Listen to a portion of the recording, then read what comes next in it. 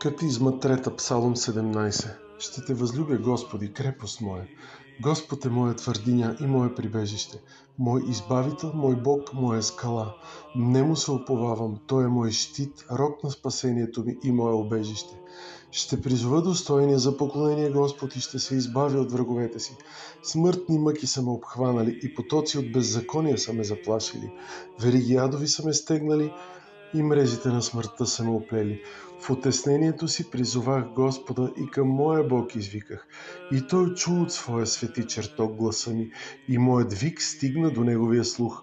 Потърси се и се разклати земята, трепнаха и се размърдаха планинските острови, защото се разгневи Бог.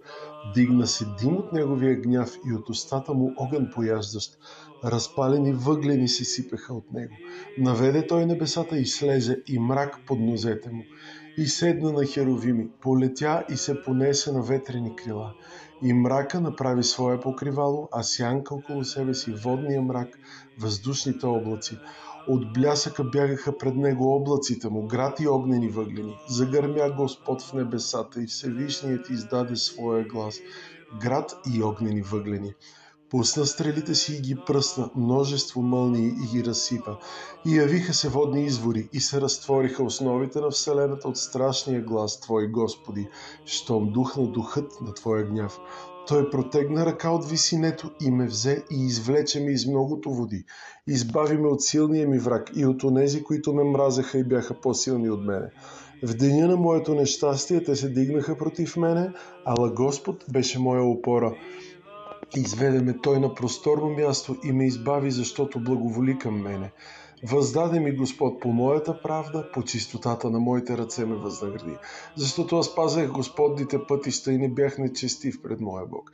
Защото всички Негови заповеди са пред мене и от наредбите му не отстъпвах. Бях непорочен пред Него и се предпазвах да не съгреша. И въздаде ми Господ по моята правда, по чистотата на ръцете ми пред Негови очи. С милостиви ти постъпваш милостиво, с искрен човек искрено, с чисто, а с лукав според неговото лукавство, защото ти спасяваш угнетените люде, а надменните очи унижаваш. Ти правиш да свети моето светило, Господи, моят Бог просветлява тъмата ми. С Тебе войска разбивам, с моя Бог на стена възлизам. Бог, непорочен е Неговият път. Чисто е словото на Господа, Той е щит за всички, които се Нему уповават. Защото кой е Бог освен Господа и кой е защита освен нашия Бог? Бог ме препасва със сила и ми приготвя верен път. Прави нозете ми като на елен и ме поставя на моите височини. Учи ръцете ми на борба и мишците ми трошат меден лък. Ти си ми дал щита на Твоето спасение, Твоята десница ме поддържа и Твоята милост ме възвеличава. Ти разширяваш крачките ми под мене и нозете ми се не поклащат. Гоня враговете си и ги настигам и се не връщам, докле ги не изтребя. Поразявам ги и те не могат да станат, падат под нозете ми, защото Ти ме препаса с сила за война и повали под нозете ми уния, които възстанаха против мене. Ти обърна към мене тила на враговете ми и аз ще изтребя уния, които ме мразят. Те викат, ала няма кой да ги спаси. Към Господа викат, ала Той ги не слуша.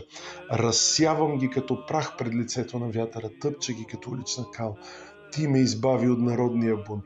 Постави ме глава на другородци, народ, който не познавам ми служи. Само послух за мене ми се покоряват, другородци ми се умилкват. Другородци бледнеят и треперят в своите крепости. Жив Господ и благословен да е моят защитник, да бъде превъзнесен Бог на моето спасение. Бог, който мъсти за мене, който ми покорява народите и който ме избави от враговете ми. Ти ме възвиси над ония, които възстанаха против мене и ме отърва от жесток човек. Затова ще те славя между другородците и ще възпявам Твоето име, Господи, който величествено спасяваш царя и правиш милост на Твоя помазаник Давида и на потомството му навеки.